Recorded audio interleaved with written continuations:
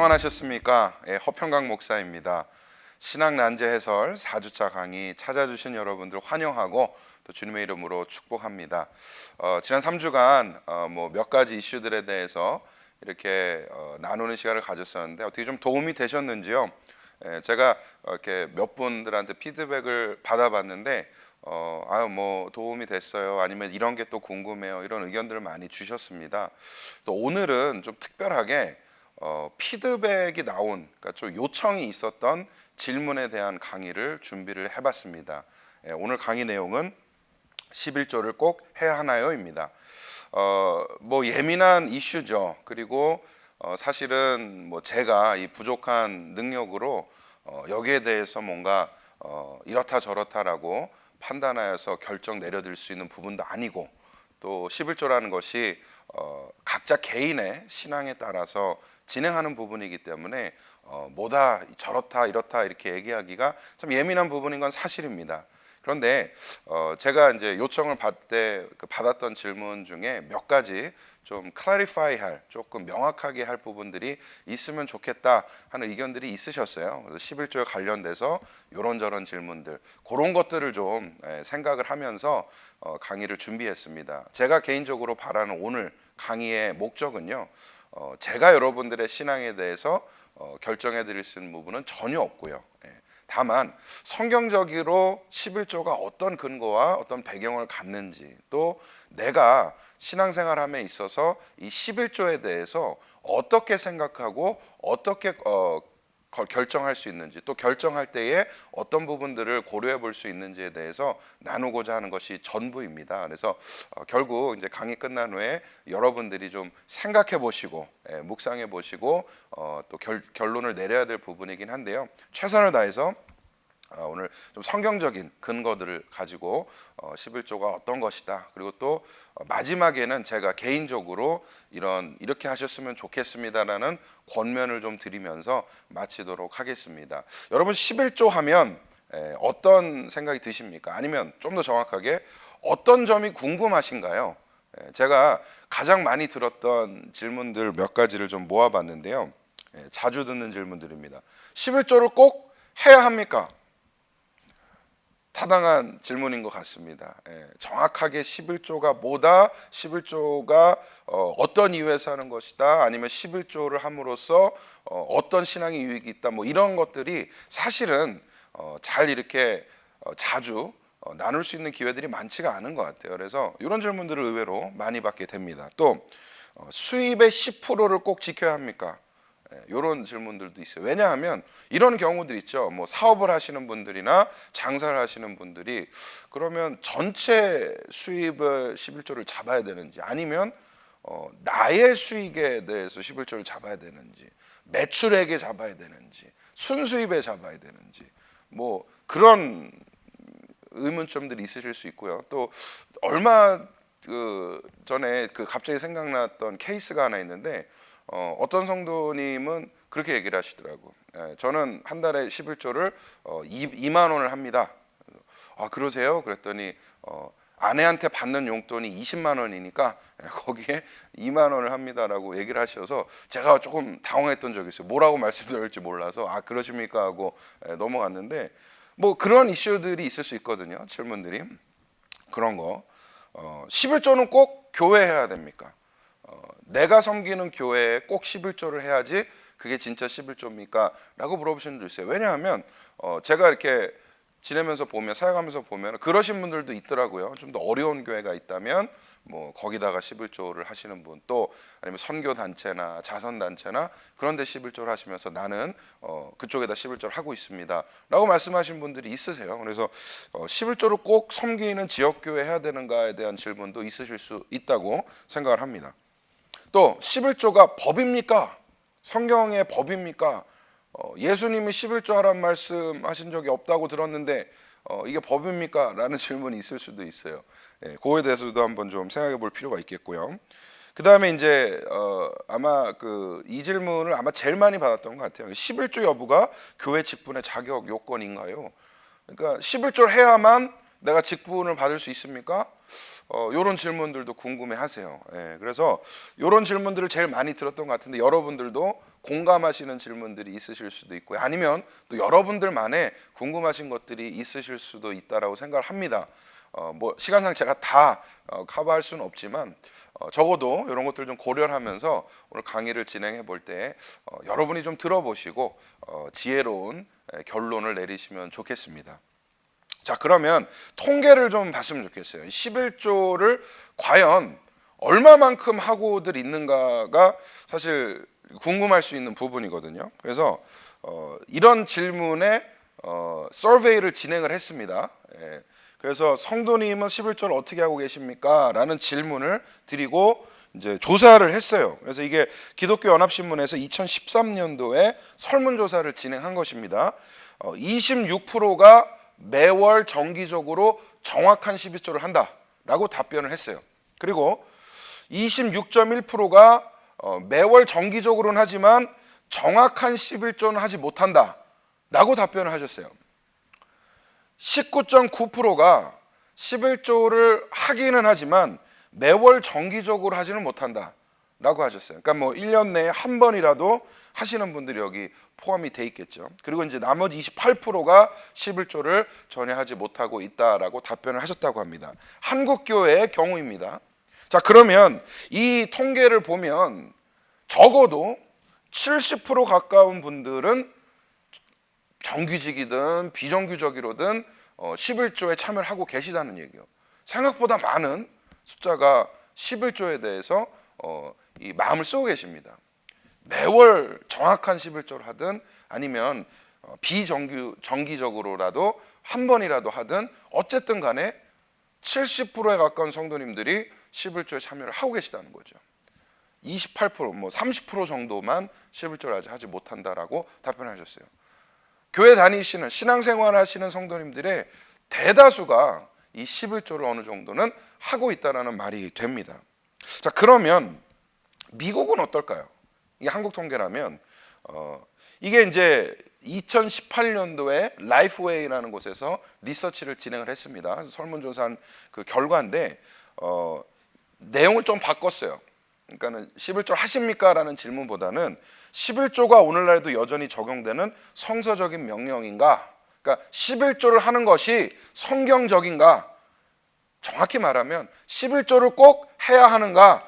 라는 질문으로 해석할 수가 있겠습니다. 어떤 결과가 나왔는지 한번 볼게요. 미국 교회 성도님들입니다. 83%가 예스를 하셨어요. 그렇다라고 생각하시고 10%가 잘 모르겠다. 8%만이 아니다라고 답변을 해요. 그래서 저는 좀 굉장히 흥미로운 또 통계가 있는데 이게 재밌어요. 이건 이제 목사들입니다. 개신교 목사들. 그러니까 개혁주의 신앙을 따르는 목사들이라고 한정을 좀 줘볼게요. 자, 개신교 목사들의 답변이 이래요. 72%가 그렇다라고 대답을 했어요. 83%의 성도들보다는 적죠. 여기 여러 가지 이슈들이 포함이 될 겁니다. 일단 넘어가 볼게요. 아니다가 25%입니다. 25%의 목사들이 성경적인 법이 아니다. 11조 꼭 하지 않아도 된다. 3%만이 잘 모르겠다. 왜 이런 결과가 나올까? 뭐 이제 이 라이프웨이에서 분석을 좀 해본 것도 있지만 이런 생각을 해보는 것 같아요. 그러니까 목사들이 오히려 더 11조에 대한 부담을 갖고 있어요. 그러니까 이 헌금이라는 내용이 사실은 굉장히 교회 안에서 어려운 문제이고 걸핏 잘못하면 오해가 생길 수 있고 또 여기에 대한 갈등이 또 생길 수 있기 때문에 이 부분은 좀 더 목사들이 어려워하지 않나라는 생각도 듭니다. 그리고 실제로 뭐 이렇게 정의하면 좀 그렇지만 이제 속칭 자유주의 신학계에서는 11조를 없애자라는 추세가 굉장히 많이 올라오고 있거든요. 11조는 교회에서 없어져야 된다라는 의견들이 한국 교회에서도 그런 이슈들이 많이 있습니다.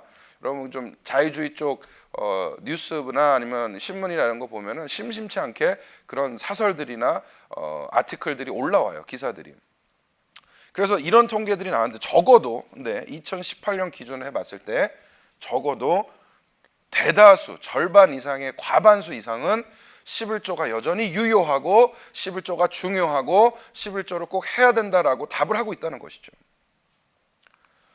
이 통계를 보면서 이런 해석들을 좀 이제 우리가 유추해낼 수 있는 것 같아요. 그리고 추가적인 조사를 하면서 이런 성향들이 발견이 됐습니다. 제가 이제 뭐 시간상 그래프나 이런 건 다 포함할 수 없어서 이렇게 요약을 좀 해봤어요. 조사 결과 예배에 더 자주 출석할수록 11조라 하는 경향이 높았습니다. 그러니까 예배를 정기적으로 출석하고 예배를 이제 성실히 참석하는 분들이 11조를 하는 성향이 높았어요. 숫자가 더 높았습니다. 예를 들어보면 일주일에 한 번 이상 예배 참석하는 분, 그러니까 매주일 정기적으로 예배 출석하는 분은 57%가 11조에 참여한다라고 답을 하셨고, 한 달에 한두 번 예배 참석하는 분들은 28%가 11조 참여한다라고 대답을 하셨어요. 그리고 이제 불규칙적으로 몇 달에 한 번 아니면 1년에 한두 번 이렇게 간간히 예배 참석한다 했을 때 15%만이 11조에 참여한다라고 답을 했습니다. 그러니까 이 조사 결과를 봐도 절대적으로 예배에 정기적으로 참석하시는 분들이 11조 참여 비율이 훨씬 높아요. 그러니까 예배의 헌신도와 11조와의 어떤 비례관계가 보이는 것이죠. 자, 그리고 11조를 여러 곳에 할 수 있다라고 생각하는 분들도 있었어요. 여기에 대한 조사 결과도 있습니다. 한번 보겠습니다. 섬기는 교회, 섬기는 지역교회, 그러니까 등록되어 있는, 나의 교적이 등록이 되어 있는 내가 섬기는 교회 11조 해야 된다가 47%가 나왔어요. 그리고 다른 교회 또는 개인에게 할 수도 있다라고 답변하신 분이 35%가 나왔습니다. 그러니까 뭐 예를 들어서 뭐 어려운 개척교회를 알고 있는데 그 교회에 내가 11조 하고 싶다, 아니면 내가 중요하다고 생각하는 일을 하는 자선단체에 11조를 글로 보낼 수 있다라고 생각하는 게 35%가 나왔다는 것이죠. 자, 그리고 이것도 재밌습니다. 그러니까 교회나 종교단체가 아닌 세속적인 자선기관에 하는 것도 11조이다라고 생각한 분이 18%나 됐어요. 그러니까 뭐 예를 들어서 어떤 단체들이 있을까요? 그러니까 뭐 구호단체들이나, 그러니까 전혀 어떤 기독교 관계가 없는 그런 단체에도 내가 11조를 할 수 있다라고 생각하신 분들이 18%가 되었습니다. 이런 통계도 있어요. 봉사 현황과 11조 참여 현황을 비교해 본 또 결과입니다. 이게 이제 교회 봉사자가 비봉사자보다 11조 하는 비율이 더 높다라는 통계들이 나왔습니다. 그래서 봉사 여부에 따라 얼마만큼 11조 참여하는지가 나오는데, 봉사자들, 그러니까 교회에서 뭐 성가대든 청소든 아니면 식당이든 어떤 형태로든 봉사를 하고 있는, 사역을 하고 있는 분들이 11조 한다라고 답한 거는 거의 90%에 가까웠어요. 89%가 여기에 해당이 됐고, 안 한다라는 분들이 11%였습니다. 그 다음에 비봉사자, 그러니까 나는 교회에 어떤 사역에도 참여하지 않고 있다라는 분들 중에 11조 한다는 분이 56%로 낮아지죠. 그리고 안 한다가 44%입니다. 참고로 2018년도에 한국 기독교 목회자 협의회에서 발표한 결과 내용입니다. 자, 이런 그 통계들을 보게 되면 이런 이제 우리가 결론을 내릴 수 있는 것 같아요. 예배 참석률이 높을수록 11조 헌금률이 많다. 통계입니다. 교회 봉사율이 높을수록 11조 헌금률이 많다. 역시 통계로 나타난 결론인 것 같습니다. 근데 이게 중요한 것 같아요. 대부분의 성도들은 11조를 여전히 해야 한다라고 생각한다는 것이죠. 적어도 70% 정도의 전체 성도들의 의견이 이렇다라는 겁니다. 그리고 대부분의 성도들이 실질적으로 비정기적이나마 11조를 하고 있다. 그러니까 정기적으로 하든 비정기적으로 하든 일단 11조를 하시는 분들이 70%가 넘는다는 겁니다. 한국 교회든 뭐 미국 교회든 같은 비율로 이렇게 생각해 볼 수 있을 것 같아요. 저는 이 조사를 하면서 그래도 여전히 교회 안에 이 11조에 대한 생각들을 많이 하시는구나. 그리고 성도님들이 이 부분에 대해서 참 많이 헌신하시고 많이 참여하시는구나라는 것을 새삼 깨닫게 되었습니다. 저는 솔직히 숫자가 더 낮을 거라 생각했거든요. 근데 여전히 많은 성도님들이 하나님 앞에서 이 바른 신앙생활을 하기 위해, 또 헌금 생활을 하기 위해 부단히 노력하고 있다는 것에 제가 많이 감동을 받고 또 고무되었습니다. 성도님들도 좀 놀라셨죠? 이런 통계들이 나왔다는 것이. 자, 그러면 11조가 왜 공격을 받고 있느냐? 요즘 특히 요즘 세대 더 그런데 반대의 의견들을 좀 들어봤으면 좋겠어요. 그러니까 11조를 하지 말아야 된다, 11조가 없어져야 된다라는 의견들이 있거든요. 근데 어떤 의견들이 있는지 한번 좀 볼까요? 이런 얘기를 많이 합니다. 11조는 이 목회자의 배만 채우는 돈이다. 그러니까 그런 생각들이 있는 것 같아요. 그러니까 11조나 뭐 일반 헌금 다 똑같겠죠. 그 헌금들이 원래 이제 규정되어 있는 정상적인 교회 운영과 또 자선이나 구제나 선교나 교육이나 이런 것들에 정상적으로 쓰여지지 않는다는 불신에서 나온 얘기 같아요. 그러니까 목사들이 욕심 부려서 배 채우기 위해서 11조를 강조한다. 예. 그렇기 때문에 11조는 부당하다, 하지 말아야 된다라는 의견들인 것이죠. 아마 이 얘기가 가장 많아요. 왜냐하면 이제 교회 내 부패나 목회자들의 부패에 대한 이슈들이 굉장히 심해졌기 때문에 이런 의견들도 거기에 대한 이제 작용으로, 반응으로 나오게 되는 것 같습니다. 또 어떤 얘기가 있느냐? 성경적인 근거가 희박하다. 그러니까 대부분 동의하는 건 뭐냐면 구약에서의 11조 개념에는 동의를 해요. 왜냐하면 여러 군데에서 제가 좀 나중에 이제 더 자세하게 보겠지만 여러 군데에서 11조가 언급이 되고 구약 내에 11조 얘기가 많으니까. 그런데 신약으로 넘어오면서 옛 율법의 구습이다. 11조는 지나간 율법의 관습이다. 신약 시대에는 그런 얘기가 없다. 라고 이제 주장하는 의견들입니다. 그래서 성경적인 근거가 희박하다라고 주장하면서 11조는 교회에서 없어져야 된다라는 얘기를 하는 것이죠. 또 교회가 11조를 의무화하여서 강요한다. 뭐 물론 이제 사실일 수도 있고 아닐 수도 있습니다. 교회마다 다르겠지만 뭐 제가 일반화시킬 수는 없는 것 같아요. 그런데 교회가 11조를 의무화해서 성도들에게 강요한다. 그래서 성도들이 거기에 대한 상처나 거기에 대한 반발이 생길 수 있다. 건전치 않다, 올바르지 않다라는 의견인 것 같아요. 자, 그리고 이제 아까 설명드렸지 11조가 옛 율법의 흔적이다. 뭐 같은 의미겠지만 이런 주장들을 펼칠 수 있는 것이죠. 그리고 마지막으로 이제 11조로 인한 종교적 협박과 약속은 타당하지 않다. 이게 뭔 얘기냐면 뭐 이런 거죠. 11조 안 하면 지옥 가. 뭐 물론 흔하진 않는 얘기지만 실제로 있었던 얘기였기 때문에 제가 뉴스로 보고 자료를 보면서 이렇게 말씀을 드리겠습니다. 뭐 그런 경우들도 있었다고 그래요. 그러니까 11조를 안 하면 뭐 이렇게 돼. 11조를 안 하면 복을 못 받아. 뭐 이런 게 의견들. 그다음에 반대로 이제 약속이란 게 있죠. 뭐 11조 하면 뭐 집 살 수 있어. 11조 하면은 뭐 자식들 잘 돼. 뭐 이런 어떤 뭐랄까 조금 주술적인 그런 의미의 어떤 협박이나 약속들이 타당하지 않다라는 거죠.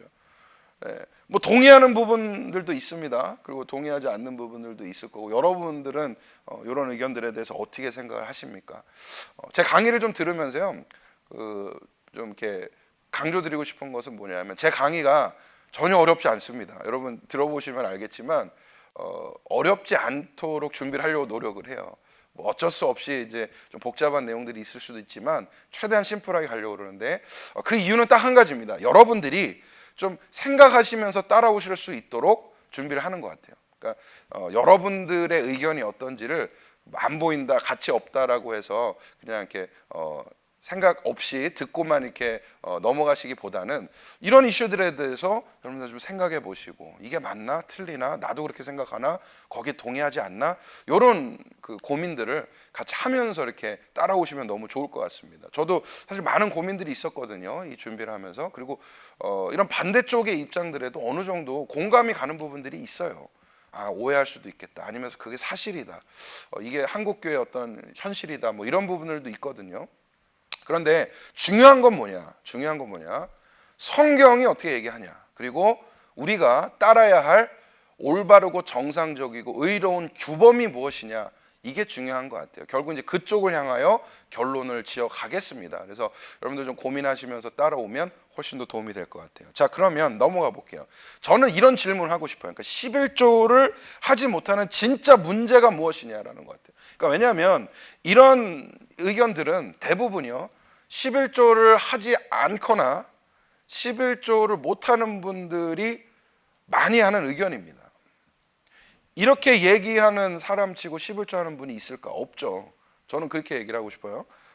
이건 분명히 이제 11조 안 하는 파이기 때문에 여기 참여하지 않는 분들입니다. 그러면 이 11조를 못하는 진짜 이유가 뭔가라는 본질적인 질문을 하게 돼요. 그러니까 이런저런 의견들이 있고 거기에 대한 오피니언들이 있고 거기에 대한 근거들과 주장들을 이제 붙이는데 본질적으로 뭔 문제냐?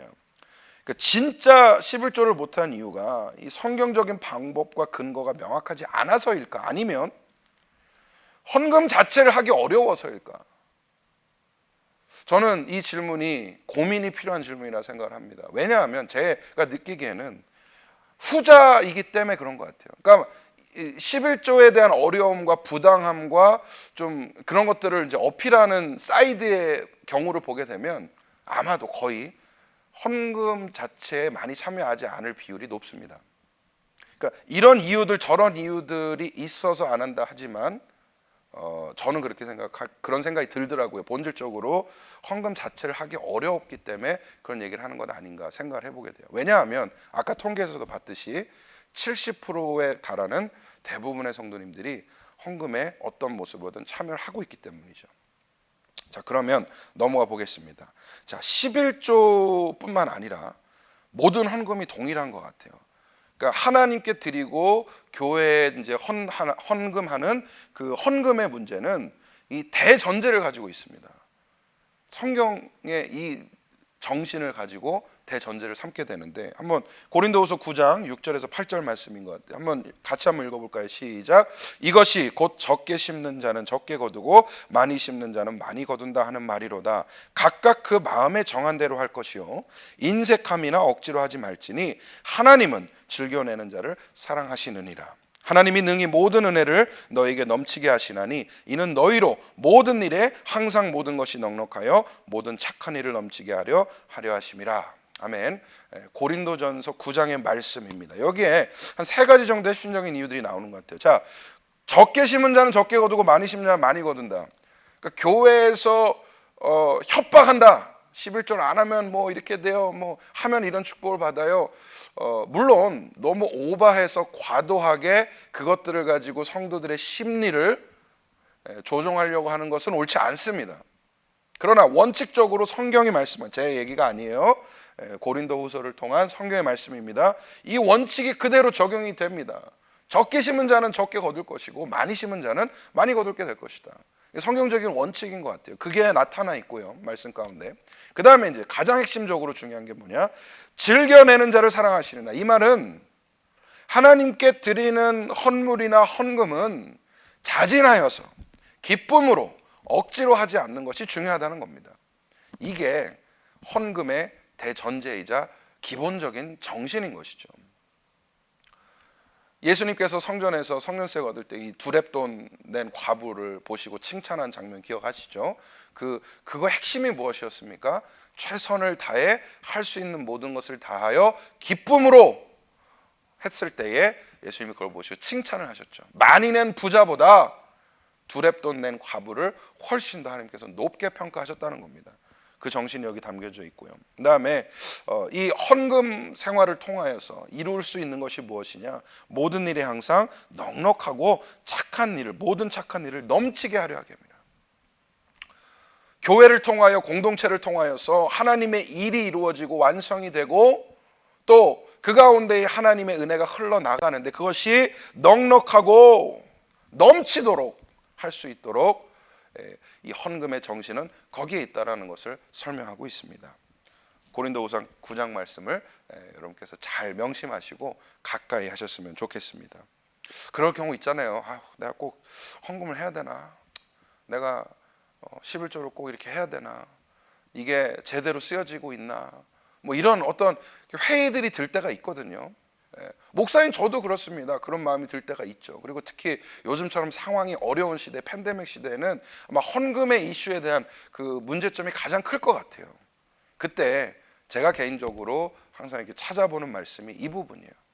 이 말씀을 읽으면서 헌금의 정신에 대해서 다시 한번 상기하게 되고 내가 왜 하나님 앞에 기쁨으로 헌금하는지에 대한 부분을 다시 한번 정리하고 넘어가게 됩니다. 그래서 여러분께 조금 도움이 됐으면 합니다. 넘어가 볼게요. 자, 그러면 뭐 이런 질문들이 생길 수 있는 것 같아요. 이 본문을 읽고 나서. 그러면 얼마를 내는 것이 즐겨내는 자인가? 그 기준이 무엇인가? 어떻게 헌금을 내는 것이 11조를 하는 것이 즐겨내는 자의 범주 안에 들어갈 수 있는가? 굉장히 애매한 질문이죠. 저는 이렇게 설명을 좀 드리고 싶어요. 그러니까 얼마의 문제는 아닌 것 같아요. 그런데 어떻게 문제인 것 같습니다.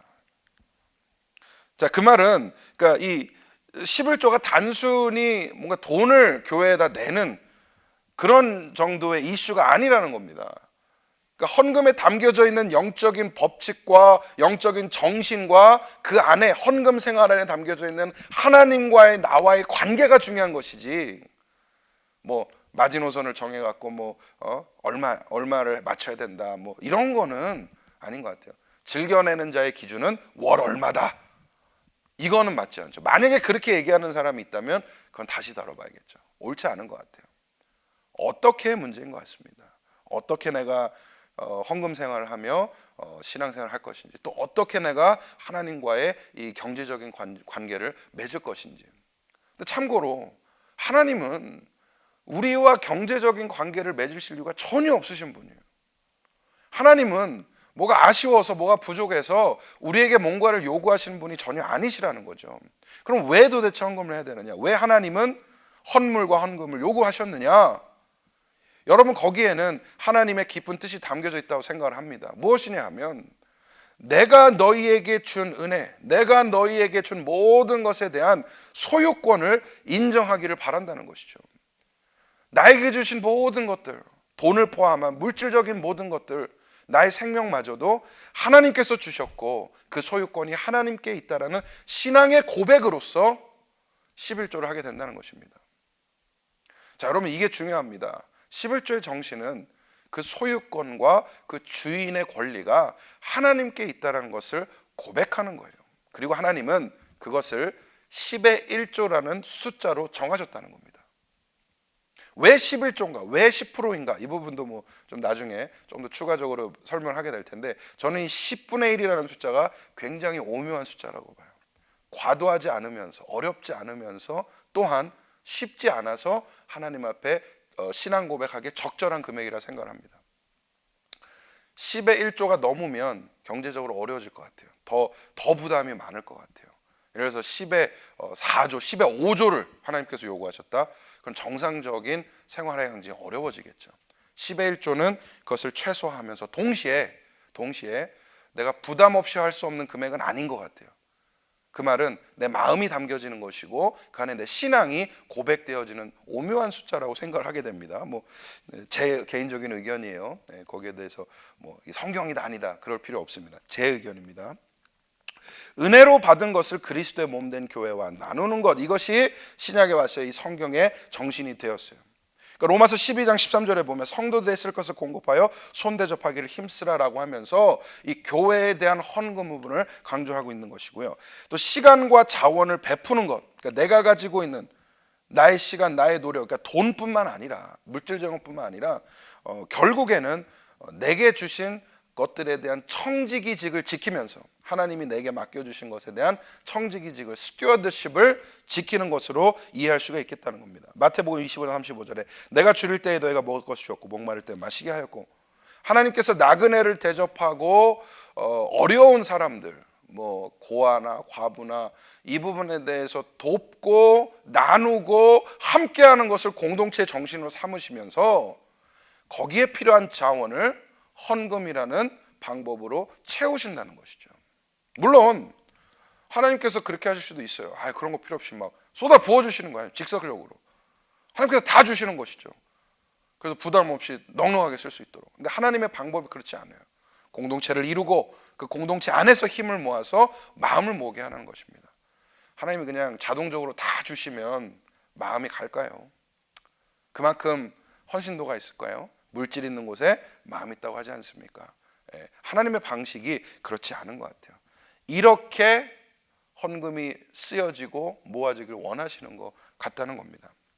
자, 그러면 본격적으로 11조에 대한 이 성경적인 근거들을 좀 찾아보려고 그래요. 그래서 구약과 신약을 나눠서 보게 될 텐데, 구약은 내용이 꽤 됩니다. 많습니다. 신약은 비교적 적어요. 그래서 아까 그런 그 반대 의견들이 나오게 되는 것 같아요. 한번 볼게요. 11조가 언급된 11조의 사건들이 언급된 구절들을 따왔습니다. 먼저 종류별로 좀 나눠봤어요. 전쟁 11조, 전쟁 11조. 최초의 11조란 말이 언급되는 부분이에요. 자, 창세기 14장에 이 아브라함이, 그러니까 그때는 아브람이에요. 아브라함으로 바뀌기 전에 아브람이 조카 롯이 소돔 땅에 살고 있는데 전쟁이 나서 롯의 그 재산이 탈탈탈 다 털렸다. 그리고 심지어 롯까지 잡혀갔다는 소식을 듣게 됩니다. 근데 아브람이 그 당대에 이제 부자였어요. 자신의 개인 군대를 가지고 있습니다. 300명을 데리고 가서 다 무찌르고 롯까지 구해요. 그리고 막 약탈물까지 다 챙겨가지고 돌아오는 길에 살렘 왕 멜기세덱을 만나게 됩니다. 이 멜기세덱은 하나님의 선지자라고, 하나님의 제사장이라고 소개가 돼요. 그래서 우리가 흔히 얘기하는 이제 멜기세덱의 반차라는 얘기가 나오게 되는데, 이 부분에서 아브람이 멜기세덱에게 11조를 공양해요. 자, 그가 아브라함에게 축복하여 이르되 천지의 주제이시요 지극히 높으신 하나님이여 아브라함에게 복을 주옵소서. 너희 대적을 내 손에 붙이신 지극히 높으신 하나님을 찬송할지로다 하매, 아브라함이 그 얻은 것에서, 이제 전쟁을 통해서 얻은 것이죠, 10분의 1을 멜기세덱에게 주었더라.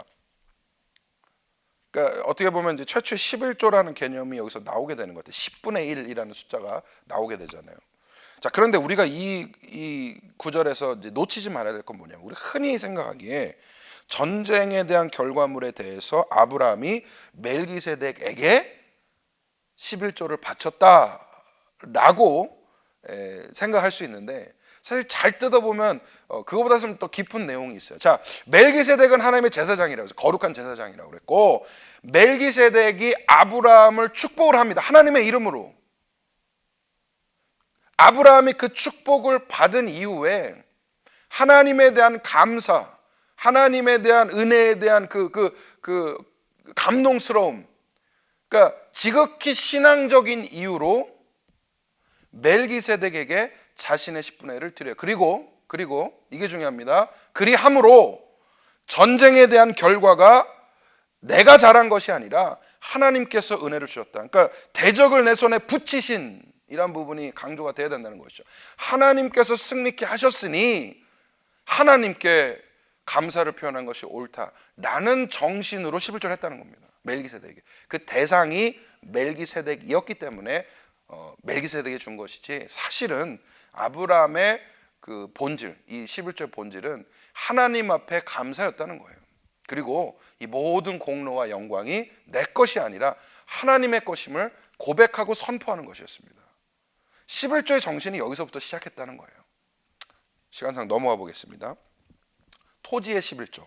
레위기 27장에 보면은 한번 읽어볼게요 일단. 그리고 그 땅의 10분의 1, 그 땅의 곡식이나 나무의 열매는 그 10분의 1은 여호와의 것이니 여호와의 성물이라. 만일 어떤 사람이 그 11조를 물으려면 그것에 5분의 1을 더할 것이요 모든 소나 양의 11조는 목자의 지팡이 아래로 통과하는 것에 10번째 것마다 여호와의 생물이래다. 그러니까 땅의 11조, 곡식과 열매의 11조, 소나 양 같은 가축의 11조. 이게 뭐냐? 가나안 땅에 이제 입성하여서 약속의 땅을 누리고 땅을 배분받고 그곳에서부터 선민으로서 성장해 나갈 이스라엘에게 이런 규칙을 정해 주신 겁니다. 여호와 하나님께서. 왜냐하면 공양해야 되는 그 족속이 있었어요. 그러니까 나머지 부족들은 그 전부 다 땅을 이제 분배를 받는데, 레위인들은 좀 달랐죠. 레위인들은 이제 성전을 섬기는 사람이었고, 레위인들은 정말 하나님의 수족이 되어서 그 모든 일들을 감당해야 됐던 족속인데, 거기는 이제 수입이 없으니까, 경제 활동을 안 하니까 이스라엘 전체가 10분의 1을 하나님의 것으로 바쳐서 그들을 도우라라는 그런 정신이었던 내용이었습니다. 이거는 강제죠. 사실은 하나님이 내리신 명령이죠. 그래서 모든 이스라엘은 10분의 1을 하나님께 것을, 그 뭐라 그럽니까? 여호와의 성물이래요. 여호와의 것이래요. 이것은 도적질하지 말라라고 명확히 명시를 합니다. 하나님의 것이라는 것이죠. 그래서 이 11조가 진행이 됩니다. 그래서 그것을 통해서 성전이 운영이 되고 레위인들이 살아가고, 또 더 나아가서 이스라엘 전체 공동체가 영적으로 운영되어지는 것이죠. 세워져 가는 거예요. 넘어가 보겠습니다. 제사장 11조. 민수기 18장에 보면 이런 내용이에요. 내가 이스라엘 11조를 레위 자손에게 기업으로 다 주어 그들이 하는 일 곧 회막에서 하는 일을 감나니. 아까 내왔던 내용과 이제 연결선상에 있습니다. 근데 이제 아주 특정지어서 얘기를 하죠. 여기는 이스라엘의 11조를 레위 자손에게 기업으로 주어라. 그리고 그들로 하여금 그것을 가지고 회막에 하는 모든 일들을 갚아라 라고 정해집니다. 성전 11조, 신명기 12장에 나오는 11조 언급이에요. 오직 너희 하나님 여호와께서 자기의 이름을 두시려고 너희 모든 지파 중에서 택하신 곳인 그 계실 곳, 결국 성전이죠. 그것으로 찾아가서 너희의 번제와 너희의 제물과 너희의 11조, 너희 손의 거제와 너희 서원제와 낙헌 예물과 너희 소와 양의 처음 난 것들을 너희는 그리로 가져다가 드리고라고 말씀을 해요. 그러니까 이 11조를 어디서 하느냐, 어디에다 하느냐가 여기에 이제 명시가 됩니다. 그러니까 어디에요? 결국엔 하나님이 계신 곳, 즉 성전에 헌물을 해라, 제물과 함께 11조를 해라라고 정확히 명시가 되어 있습니다.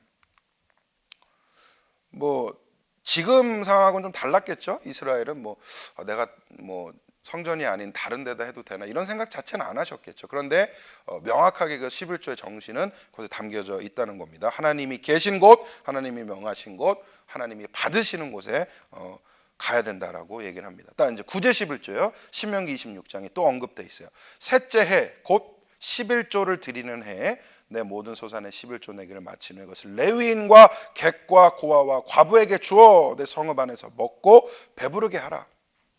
그리할 때 내 하나님 여호와 앞에 아뢰기를 내가 성물을 내 집에서 내어 레위인과 객과 고아와 과부에게 주기를 주께서 내게 명령하신 명령대로 하였사오니 내가 주의 명령을 범하지도 아니하였고 잊지도 아니하였나이다. 그러니까 이 11조를 어떻게 할 것인지, 어디에다 할 것인지, 그 다음에 이제 어떻게 사용할 것인지에 대한 부분도 나오는 것이죠. 대표적으로 성막을 운영했던 그 당시 종교인들이죠. 레위인, 객과 고아 과부에게 주어라. 자, 그런데 이런 질문하실 것 같아요. 그럼 토지 11조, 그다음에 성전 11조, 제사장 11조 이거 다 따로입니까? 그럼 11조를 매번 그렇게 해야 되는 그건 아니고요. 그러니까 정해져 있던 11조에 대한 그러니까 추가 설명들 같은 것이죠. 그러니까 11조를 매번 따로 하는 것이 아니라 한 번 하는 11조에 대해서 이런 것이다, 이렇게 하는 것이다, 이런 데 써야 한다라고 명령 되어져 있는 부분들을 우리가 나눠서 보는 것입니다. 넘어가 보겠습니다. 믿음 11조. 이제 이건 이제 11조를 얘기할 때 빠지지 않는 성경 구절이에요. 말라기서입니다. 구약의 마지막 책 말라기 3장에 사람이 어찌 하나님의 것을 도둑질하겠느냐 그러나 너희는 나의 것을 도둑질하고도 말하기를 우리가 어떻게 주의 것을 도둑질하였나이까 하는도다. 이는 곧 11조와 봉헌물이라. 11조와 봉헌물을 하지 않은 것에 대해서 하나님은 내 것을 도둑질했다라고 표현하시는 것이죠.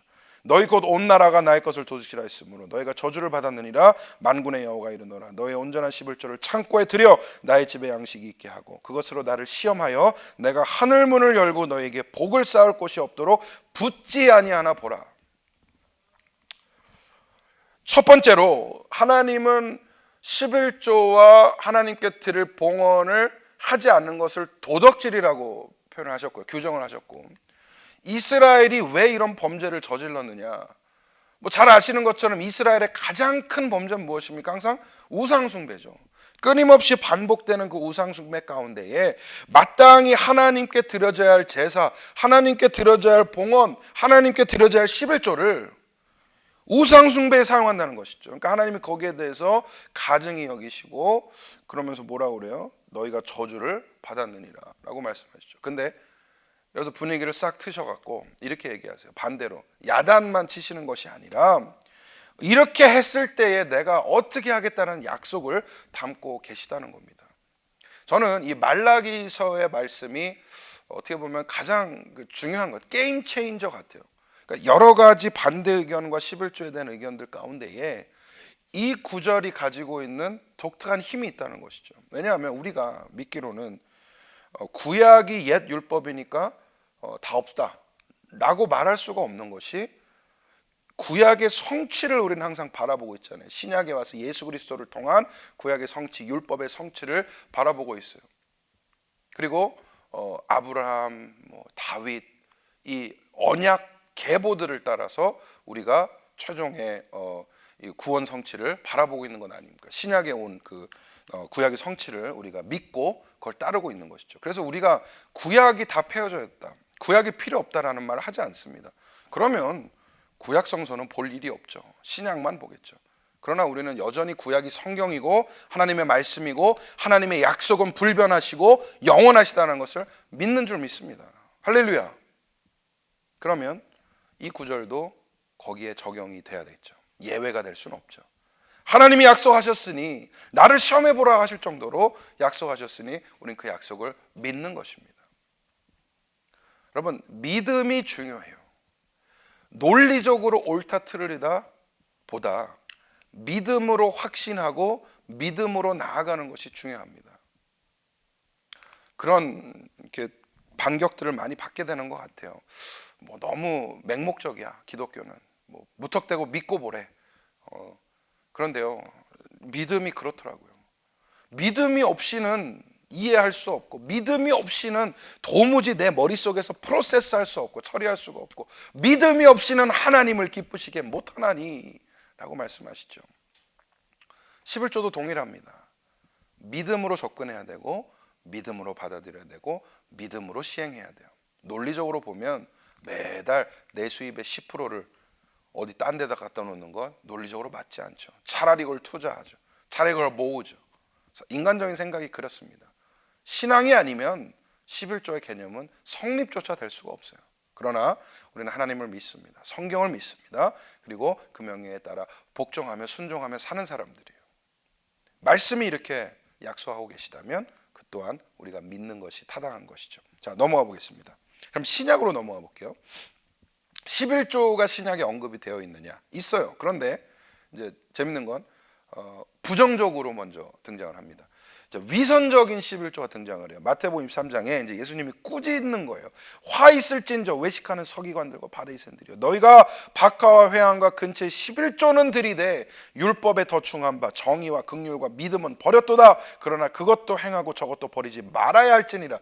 이 말씀은 예수님께서 종교 지도자들, 그 당시에 이제 유대교 1세기 종교 지도자들이 그 타락상, 그들의 그 부패상, 그러니까 외식하는 모습, 겉으로는 거룩한 척하지만 뒤로는 욕심 많고 자기 배만 채우고, 그리고 그 가난한 성도들의 그냥 고리를 빼먹고 종교라는 이유를 앞에서 탄압하고 스스로 영광을 받고 하는 이 모든 어떤 부패상을 꾸짖으시면서 콕 집어 얘기하시는데 뭐라고 그러시냐? 11조는 하면서 율법의 정신은 다 버렸다는 거예요. 사랑의 법칙, 정의, 긍휼, 믿음, 구약 율법이 강조하는 그 모든 것도 다 버리고 요것만 챙긴다는 겁니다. 그러니까 외식하는 모습을 그대로 드러내는 것이죠. 그런데 이렇게 말씀하세요. 이것도 행하고 저것도 버려야 하지 말지니라. 모습도 차려야 하고 정신도 갖춰야 한다는 것이죠. 예수님의 강조가 이렇습니다. 11조 하지 말라는, 뭐 하라는 말씀이 없는데요, 참고하시면 되겠습니다. 예. 넘어가 볼게요. 뭐 어떻게 해석하냐에 따라 달라지겠지만 적어도 제가 해석하기에는 분명히 언급이 있으셨다는 거죠. 그래서 이것도 하고 저것도 하라라고 말씀하시는 거, 필요하기 때문에 하는 예수님께서 강조하신 거라 믿습니다. 자, 두 번째, 교회를 위한 11조가 뭐 정확히 하면 이제 연보죠. 그러니까 헌금을 통칭해서 얘기를 하는 거예요. 고린도전서 16장 1절에서 2절. 근데 나중에 좀 드릴게요. 성도를 위하는 연보에 관하여서는 내가 갈라디아 교회들에게 명한 것 같이 너희도 그렇게 하라. 매주 첫날에 너희 각 사람이 수입에 따라 모아두어서 내가 갈 때에 연보를 하지 않게 하라. 그러니까 사도 바울이 고린도 교회에다가 이제 권면을 하는 부분인데, 이제 연보라는 헌금을 통칭하는 얘기라고 우리 해석을 할 수가 있어요. 그런데 왜 11조 개념으로 이제 가져오느냐? 첫 번째로는 연보의 개념 안에 11조가 굉장히 중요한 부분으로 자리 잡고 있기 때문입니다. 왜냐하면 아까 이제 잠깐 보셨듯이 이 히브리인들을 통해서 율법의 규범, 율법의 전통이 흘러내려와요. 11조가 거기에 포함이 됩니다. 오래전부터, 조상 때부터 11조 하는 그 풍습, 11조 하는 전통이 내려져 와요. 그래서 예수를 믿는 초대교회 성도들 역시도 그 규범을 따랐던 것 같아요. 그래서 연보를 그렇게 생각하고, 또 그 다음에 각 사람의 수입에 따라라고 얘기를 합니다. 그러니까 일정 비율을 정한 것 같아요. 수입에 따라서 쉽게 생각하면 11조의 개념이라고 생각할 수 있겠습니다. 그래서 이것들을 사도 바울은 이렇게 권면을 하죠. 매주 첫날에 모아라. 내가 가서 따로 헌금하라는 얘기 안 하도록, 따로 헌금 걷지 않도록 먼저 모아서 교회를 위해서 또 복음 전파를 위해서 사용하라라고 권면을 하고 있는 것이죠. 사도 바울이 분명히 헌금에 대한 강조를 하고 있습니다. 자, 넘어가 볼게요. 구제헌금입니다. 사도행전 11장 내용이에요. 때에 선지자들이 예루살렘에서 안디옥에 이르니 그 중에 아가보라 하는 한 사람이 일어나 성령으로 말하되 천하에 큰 흉년이 들리라 하더니 클라우디오 때에 그렇게 되니라. 제자들이 각각 그 힘대로 유대에 사는 형제들에게 부조를 보내기로 작정하고 이를 실행하여 바나바와 사울의 손으로 장로들에게 보내니라. 그러니까 흉년이 들어서 큰 어려움이 생기게 돼요. 그래서 이제 도와야 될 상황이 될 때에 이제 바울이 그런 방법을 쓰는 것이죠. 교회로 하여금 연보를 모아서 구제 헌금을 하여서 그것을 가지고 돕겠다. 그러니까 구제를 위한 헌금의 개념, 11조의 개념이 들어있다는 겁니다. 그 다음에 목회자를 위한 헌금, 고린도전서 9장에 성전의 일을 하는 사람들을 말합니다. 성전의 일을 하는 이들은 성전에서 나오는 것을 먹으며 제단에서 섬기는 이들은 제단과 함께 나누는 것을 너희가 알지 못하느냐. 이와 같이 주께서도 복음 전한 자들이 복음으로 말미암아 살리라 명하셨느니라. 구약의 레위인들이나 제사장들의 예를 들어서 사도 바울은 그 정신이, 구약의 정신이 여전히 유효하다, 그런 거와 같이 그것을 적용하여서 똑같이 지금도 복음 전하는 자들, 교회 일을 담당하는 자들이 교회 헌물로 살아가는 것이 마땅하다라고 말씀을 하고 있는 것이죠. 여러분, 동일하게 적용이 됩니다. 그러니까 교회가 헌금을 통하여 재정을 세우고 예산을 세우면 거기서 목회자들의 생활이 충족이 되는 것이죠. 그 모든 개념이 여기서 나온 거예요. 그래서 한국 교회에는 참 아름다운 전통이 있죠. 적어도 제가 이제 배웠을 당시까지만 해도 적어도 이런 개념이 명확하게 서 있었습니다. 교회는 목회자를 전적으로 책임지고 목회자는 평생을 교회를 위해 헌신한다. 이 상호 간의 암묵적인 약속이 있었어요. 그래서 이 헌금이란 부분이 굉장히 아름답게 이루어졌죠. 그리고 굳이 이렇게 11조 헌금 얘기 안 하더라도 제가 어렸을 때, 제 아버지가 목사님이셨는데 어렸을 때, 제가 어렸을 때까지만 해도 성미란 게 있어서 성미. 교회 안에 성도님들이 이렇게 쌀 봉지를 조그만 거 갖고 가지고 넣어요. 그럼 이제 그거를 이제 목사 가정이 먹을 수 있도록 한 것이죠. 성미가 생각보다 맛이 없습니다. 참고로 말씀드리면, 그러면 여러 가지 막 밥이 섞여 갖고 색깔도 좀 누렇게 뜨고 막 그래요. 근데 그 성미를 나눠 먹으면서 내 가족이 살았어요. 제가 그리고 컸고. 근데 제 기억이 너무나 아름답습니다. 권사님들이 주일날 조그만 쌀봉지 들고 와서 넣고 하는데 그걸 잊을 수가 없어요. 그 사랑의 마음이. 지금은 이제 성미하는 데는 없겠죠. 그런데 제가 기억하기로는, 적어도 제 기억에는 성미가 성경적입니까? 성경에 성미하라고 나와 있습니까? 라고 질문하신 분 한 분도 없으셨어요. 그것이 그 당시에 뭐랄까 좀 규범이었고 그 당시에 따르는 전통이었고 그랬던 것 같아요. 그러니까 이 한국 교회가 그런 어떤 사랑으로 컸어요. 사랑으로 성장했고 또 이런 게 이건 맞냐 저건 틀리냐라기보다는 가장 은혜되는 방법이 무엇이고 은혜가 되는 모습이 무엇인가에 대한 고민을 제일 많이 했던 것 같아요. 근데 시대가 지났죠. 이제는 잡죠. 이게 성경이냐 아니냐, 이게 신학적으로 맞냐 아니냐, 이거 하면 되냐 안 되냐, 이런 시대가 되어버렸습니다. 저는 적어도 이 강의를 들으시는 우리 남가주 사랑의 교회 성도님들은 옛날의 그 교회 정신 그리고 사랑의 정신이 이어져 갔으면 합니다. 그리고 아름다운 전통들이 이어져 갔으면 하는 마음이 앞서요. 물론 필요할 때는 따져볼 필요도 있을 것이고 뭐가 정확한 것인지 살펴볼 필요도 있겠죠. 그런데 그게 진짜 더 나은 결과를 위한 따짐인지 아니면 흠집내기 위하고 또 무너뜨리기 위한 그런 흠집내기인지 그런 반문인지는 고려해 볼 필요가 있겠습니다. 자, 넘어가 볼게요. 제 얘기가 나왔네요, 갑자기. 이제 그러면 이 좀 정리를 좀 해보겠습니다. 그러니까 11조, 영어로는 타이스라고 그러는데 이 말을 그냥 심플리 아주 단순한 10분의 1이란 얘기예요. 10%란 얘기입니다. 타이스란 말이. 그래서 11조란 말 그렇게 쓰게 되고요. 10%가 통상적인 11조의 기준이지만 많은 성도님들이 아예 헌금 자체를 안 하고 있는 게 현실입니다. 그러니까 제가 아까 얘기했던 그 10의 1, 10%라는 그 오묘한 숫자의 밸런스가 있어요. 그러니까 하나님이 10%를 정하신 이유가 있는 것 같아요. 조금 다시 설명을 드리면 아까 강의 시간 조금 놓치신 분이 있다면 10%라는 숫자의 개념이 과도하지 않으면서, 즉 생활에 어려움을 주지 않으면서도 동시에 너무 적지 않아 본인으로 하여금 신앙의 고백이 이루어질 수 있도록, 감사의 표현이 이루어질 수 있는 아주 적당한 밸런스를 맞춘 숫자라 생각한다는 겁니다. 저는 그렇게 해석을 해요. 그래서 이제 10분의 1이라는 것은 하나님의 은혜가 담겨져 있는 숫자예요. 하나님의 배려가 담겨져 있는 숫자입니다. 만약에 하나님께서 야 10%가 아니라 50%씩 해라, 10에 5조 해라, 하나님이 이렇게 명하셨다면 성도의 삶이 굉장히 피폐하겠죠. 그런데 10%라는 기준은 은혜의 기준이에요. 배려의 기준입니다. 사랑의 기준이에요. 왜냐하면 그 11조를 통하여서 이루는 신앙의 고백이 무엇입니까? 하나님, 내가 가지고 있는 모든 것 10분의 1뿐만 아니라 100% 하나님의 것입니다. 하나님이 주셨고 하나님이 누리게 하셨고 하나님께서 맡기셨으니 전부 다 하나님의 것입니다.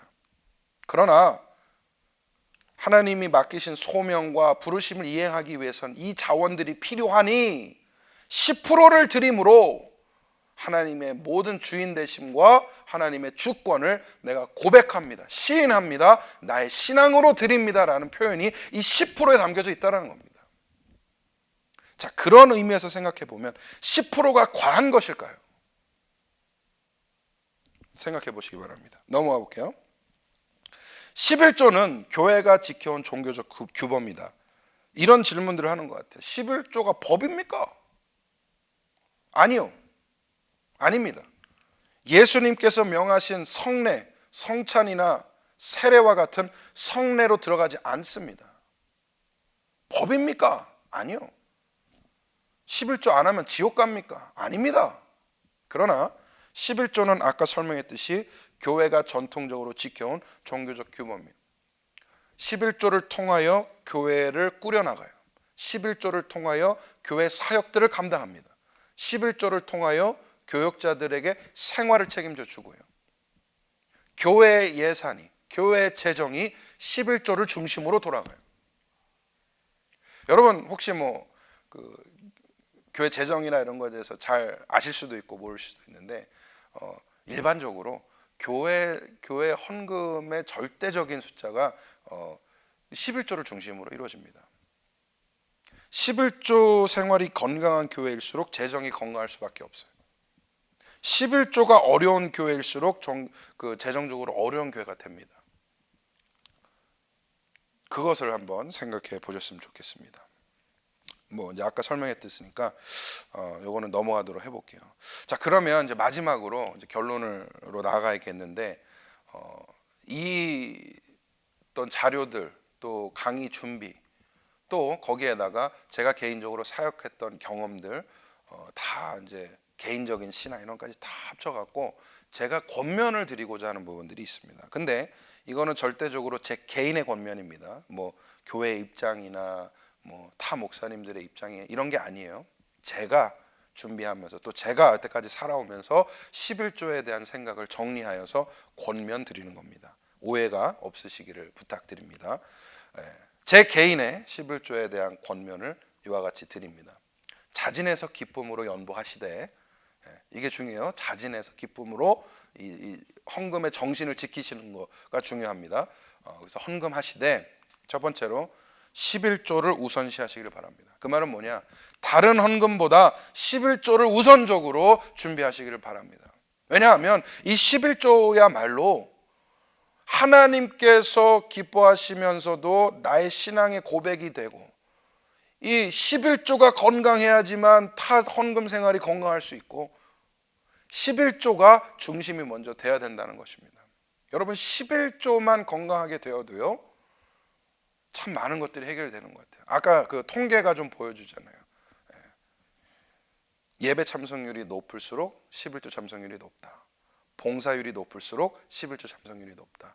라는 통계를 본과 동시에 그것을 통해서 유추하듯이 11조 생활의 회복, 11조의 어떤 건강한 그 헌금 생활이 이루어진다면 자연스럽게 다른 부분들도 같이 상승하여서 해결될 수 있다라고 생각을 하게 됩니다. 두 번째, 11조는 섬기는 교회 하시기를 부탁드립니다. 왜냐하면 11조의 정신이 그렇게 시작이 되었어요. 그러니까 내가 섬기는 교회, 내가 섬기는 로컬 처치, 내가 등록돼 있고 내가 멤버십을 가지고 있는 그 교회 하는 것이 맞다라고 생각을 합니다. 물론 뭐 다른 데 하면 안 되나요? 뭐 다른 교회 하는 것도 똑같지 않나요? 하나님 받으시지 않나요? 받으실 겁니다. 하나님께서 받으시고 분명히 그것도 의미가 있는 일이라 생각을 할 수 있어요. 그런데 원칙적인 11조의 정신을 생각해 봤을 때는 섬기는 교회 우선적으로 하시는 것이 옳다.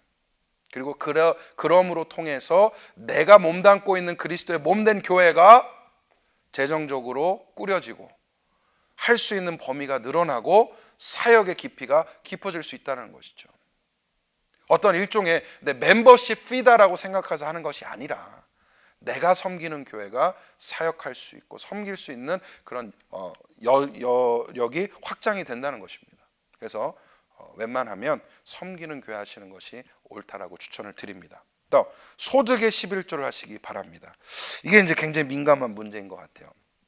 목사님, 전체 매출의 11조입니까? 내 수입의 11조입니까?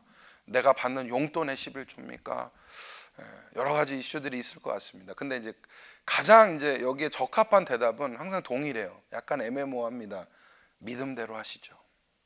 여러분의 믿음대로 하시죠. 제가 이제 록펠러의 예라고 적어놨는데, 그럼 뭐 11조의 왕 그러면 누가 떠오르세요? 이제 록펠러가 떠오르실 수 있어요. 물론 이제 요즘 록펠러가 재조명을 받습니다. 지독한 착취꾼이었고 또 모노폴리, 뭐라 그럽니까? 독점을 해서 어떤 노동자들의 피를 빨아먹고 뭐 부당한 수입을 올렸고 뭐 이런 평가들이 계속 나오고 있어요. 근데 저희가 아는 록펠러는 이제 11조의 왕으로 알고 있죠. 당대 최고의 부자였고 록펠러를 재평가하는 의견들이 있긴 합니다. 그러나 원칙적인 얘기 한번 이제 들어가 보자고요. 록펠러가 11조를 많이 했다라고 알고 있는데, 흔히 알고 있는 내용으로 록펠러는 11조 부서를 따로 운영을 했어요. 직원을 40명을 두고 본인의 회사가 주고받는 모든 트랜스액션의 11조를 계산하게끔 했습니다. 11조 계산하는데 무슨 40명이 필요한 거예요. 물론 이제 전산도 없고 그 당시에는 수기로 다 하다 보니까 이 트랜스액션, 그러니까 이 거래되는 모든 내용들을 눈으로 살펴서 거기에 대한 11조를 정리하는 부서에 직원이 40명이 있었대요. 록펠러는 정확한 11조를 강조했던 사람이었죠. 그리고 그 11조를 정말 교회를 위해서, 그가 뭐 건축한 교회가 뭐 몇 개다 뭐 이런 얘기를 하잖아요. 뭐 그런 데 썼다. 그러면서 본인이 받은 복은 어머니의 교훈대로 11조를 잘하는 데 있었다. 뭐 이제 그런 내용으로 우리가 잘 알고 있는 것 같아요. 록펠러는 적어도 모든 그 매출에 11조를 했던 것 같아요. 근데 저는 뭐 그것이 옳다라고 강조하고 싶지는 않습니다. 여러분의 신앙대로 하시면 되겠어요. 그게 예를 들어서 이런 것 같아요. 내가 전체 매출에 11조를 하는데 그 마음이 기쁘지가 않아. 억지로 하는 것 같고 내가 내 마음에 그게 기쁨의 연보가 되지 않아. 즐겨내는 자의 모습이 아니야. 그러면 수익에 대한 11조를 시작할 수 있을 것 같아요. 그것이 기뻐지고. 그러니까 이 정신이 중요하다고 말씀드리잖아요. 그러니까 내가 기쁜 마음으로 할 수 있는, 하나님이 기뻐하시는 모습으로 11조 할 수 있는 게 가장 옳은 방법이 되겠습니다. 여기까지만 얘기할게요. 여러분들이 잘 고민해 보시고 기도하시면서 판단하시면 되겠습니다. 기복신학이 아닌 11조의 정신을 지키시길 바랍니다. 내가 이 11조를 하면 하나님이 땅을 주시고 집을 주시고 뭐 자식들 잘 되게 하시고, 그런 주술적인 의미가 아니라 11조를 기복적인 걸로 접근을 하면 굉장히 틀어지게 됩니다. 일단 11조를 오래 못해요. 왜냐면 복이 바로 안 온다 생각하거든. 11조를 내가 11조를 지난주 했는데 왜 올해 이번 주에 좋은 일이 안 생기지? 이거 안 되는 접근이에요. 옳지 않은 접근입니다. 그런데 정말 이 하나님의 주권과 소유권을 인정하는 기쁜 마음으로 11조 생활을 오래 하게 되면요, 하나님의 약속이 분명히 성취되는 부분을 느끼실 수 있는 것 같아요. 그래서 이 마지막을 드립니다. 채우시는 하나님의 역사를 기대하시기를 바랍니다. 자, 결론으로 넘어가겠습니다. 11조 안 한다고 지옥 가나요? 아니요. 구원과 상관없는 문제인 것 같아요. 다만 이 땅 가운데의 올바른 스튜어드십, 청지기직을 이행하는데 필수적인 부분이라 생각을 합니다.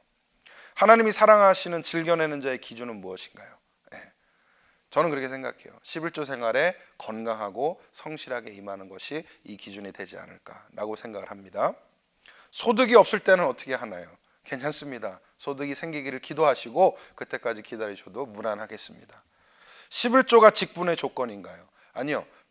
직분의 조건은 뭐 헌금을 얼마나 했는지 이런 건 아닌 것 같아요. 그 성품과 인품 그리고 교회에 대한 헌신도 또 충성도가 돼야 되는데 분명히 교회에 대한 헌신도와 충성도 안에 11조가 포함이 될 수 있다고 생각합니다.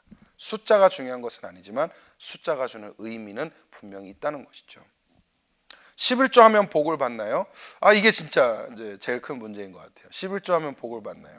제가 뭐 이렇다 저렇다 말씀을 드리기보다 제 개인적인 짧은 간증으로 마무리를 지으려고 합니다. 두 가지 얘기를 좀 해드리고 싶은데요.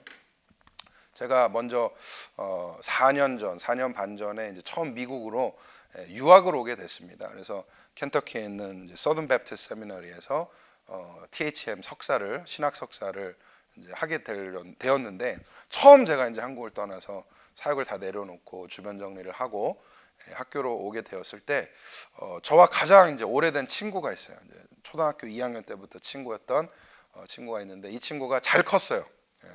저와는 다르게 잘 컸어요. 그래서 부부가 의사입니다. 그래서 신앙을 잘 지키면서 의사 생활을 잘 하고 있어요. 이제 친구는 개업을 해서 병원을 하고 있고 또 이제 재수 씨는 항상 친구지만 재수 씨라고 불러요. 재수 씨는 이제 큰 병원에서 이렇게 닥터로 살고 있는데 이 친구가 이런 얘기를 하는 거예요. 내가 이제 마지막으로 미국으로 오기 전에 인사를 하는데 식사를 하는데 그 친구 그러는 거죠. 평아, 내가 교회에다 11조를 하는데 너 가서 많이 어려울 거 아니야. 학비도 필요할 거고 생활비도 애 둘 데리고 내 가족이 힘들 텐데 내가 11조를 너한테 보낼게 라고 얘기를 하더라고요. 제가 친구야 너밖에 없다. 정말 고맙다. 사랑한다. 라고 했을까요? 아니면 그렇게 하면 안 돼. 라고 했을까요? 첫 번째일까요? 두 번째일까요? 의외로 첫 번째라 생각하시는 분들이 많으신 것 같아요. 서운합니다. 제가 그 친구한테 그렇게 얘기를 했어요. 친구야 마음은 너무 고맙다. 그리고 네가 나를 얼마나 생각하는지 내가 잘 알겠다. 그런데 11조는 네가 섬기는 교회 하는 게 맞아. 그리고 뭐 둘 다 의사다 보니까 금액이 꽤 클 거란 말이죠. 그래서 나눠 살 생각도 하지 말아라. 그냥 100% 네가 섬기는 교회 원래대로 해라. 그것이 옳다라고 얘기를 하고 왔어요. 돌아서 오면서 좀 마음이 좀 아프기도 했어요. 그러나 지금 한 생각해 보니까 너무 잘한 일이었던 것 같아요. 그 친구로 하여금 바른 신앙을 지킬 수 있도록 가르쳐주는 계기도 됐고요. 또 동시에 하나님께서 유학생활 동안 전혀 어렵지 않도록 인도하셨어요. 또 한 가지 짧은 간증으로 마치자면 저는 목사 가정에서 태어났습니다. 그래서 어렸을 때부터 부모님이 11조를 강조하셨어요. 그러니까 록펠러를 따라가지고 오른쪽 주머니는 용돈 주머니, 왼쪽 주머니는 11조 주머니 뭐 이래가지고 그리고 이제 제 방에는 11조 그 저금통이 또 따로 있었고 용돈을 주실 때 1,000원을 주신다 그러면 100원짜리를 10개를 주세요. 일부러 그 자리에서 11조를 나누도록. 그러니까 어렸을 때부터 많이 강조를 받았고 뭐 한때는 그렇게도 생각했어요. 내가 완전히 세뇌를 당했구나. 어렸을 때부터 그랬던 것 같아요.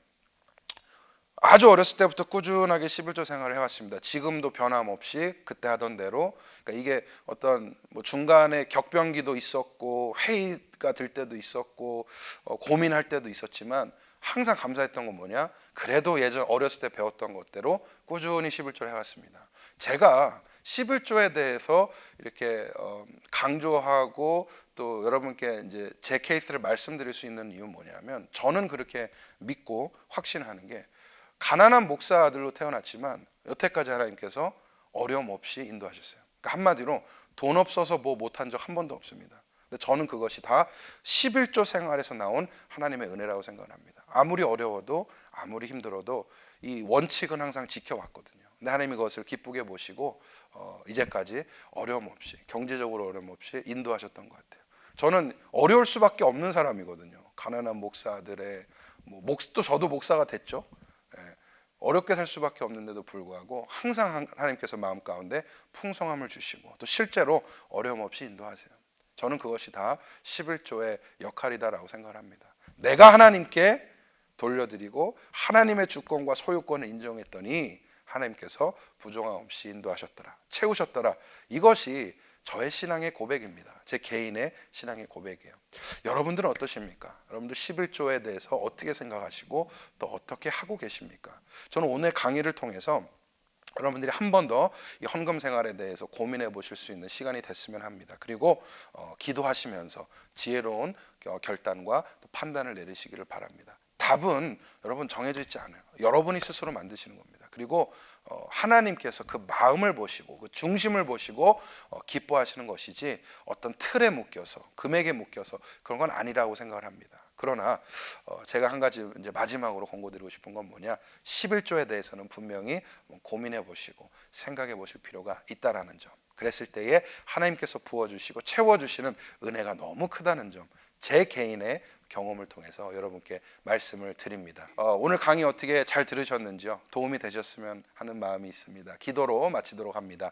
하나님 감사합니다. 주님, 이렇게 또 귀한 시간 허락해 주시고 오늘 특별히 11조에 대해서 나누게 되었습니다. 하나님, 언제나 예민한 부분이고 예민할 수밖에 없는 것은 우리가 너무나 물질적인 세상에 살며 또 우리의 생활 방식들이 너무나 물질적인 것에 묶여져 있기 때문입니다. 하나님, 우리가 이 헌금의 정신, 11조의 정신, 하나님의 주권과 하나님의 소유권을 인정하는 그 신앙의 정신을 먼저 생각하게 하여 주시고 우리 헌금 생활에 승리하기를 소망합니다. 그리하여 하나님과 올바른 신앙의 관계를 맺고 또 이 땅 가운데에 경제적으로도 승리하기를 원하오니 하나님께서 인도하여 주시고 바른 판단과 또 바른 이해를 허락하여 주시옵소서. 성령님, 우리의 마음을 감동시켜 주시고 성령님께서 인도하여 주시사 하나님 억지로 하는 것이 아니라 하나님께서 사랑하시는 즐겨내는 자의 신앙생활을 이루게 하여 주시옵소서. 감사드리오며 예수님 이름으로 기도했습니다. 아멘. 감사합니다.